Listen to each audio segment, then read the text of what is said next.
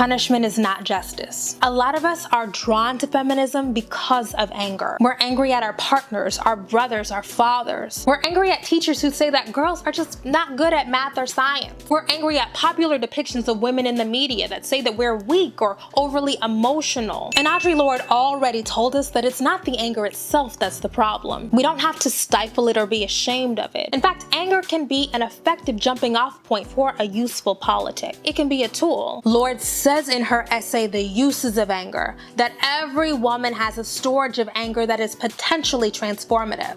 Potentially. When we're angry about injustice, that anger is valid. But the question of what we do with that anger once we acknowledge its presence is an important one. Audre's emphasis on potential here is critical because anger itself is not inherently radical. It doesn't innately give us anything besides catharsis. So we have to think about where that anger is leading us. What is it prompting us to do? When we're angry, it's normal for us to want retribution, to seek out revenge. And we're socialized in a culture that tells us that's the right thing to do. But punishment is not justice. As a feminist, I'm not looking for the pleasure of enacting pain. And I'm definitely not perfect because I've been swept up in the joy of seeing people suffer, but I want to divest from that. That joy can easily become perverse. And in the United States, a country that incarcerates more people than any other, I have to be very cognizant of how I reproduce these ideas of carcerality in my thinking. When people do bad things, and bad is in quotation marks because that's subjective, the easiest thing to do is to label them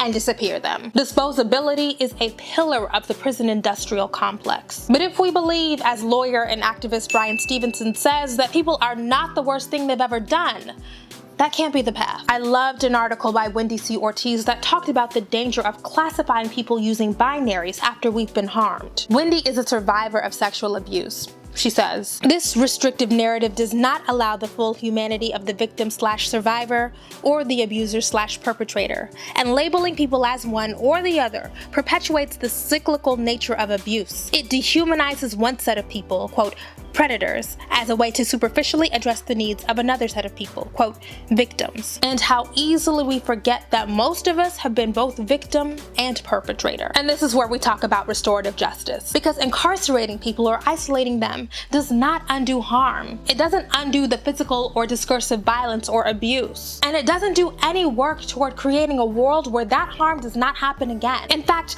our current dominant paradigms do the exact opposite. So not only are those means of dealing with people who fuck up unstrategic, they don't even align with my ideological worldview. As a feminist, I believe in the possibility of change both individually and structurally. As long as people are still alive, change is not off the table. I want to refrain from reproducing harm because better is always possible. And if it's not, why even do this? Why even care about injustice? It would be much easier to just go through life being apathetic. I say that while acknowledging that the needs of the people who've been harmed should always be centered. And we can do that while developing reconciliation mechanisms for people who want to do better, who admit fault. There's no need to permanently discard them. And I'm not talking about what we do individually. We can all set our own boundaries. I'm talking about the ethos we adopt as a society. I'm 29. I've made lots of mistakes. I've taken tons of bad positions, but I am grateful for the ability to come back. It's so easy when we think we're woke and know it all to sit up on our high horses and castigate the folks who don't know better. As I've gotten older and realized how dumb I was, my stance on this has changed. But we gotta do something else.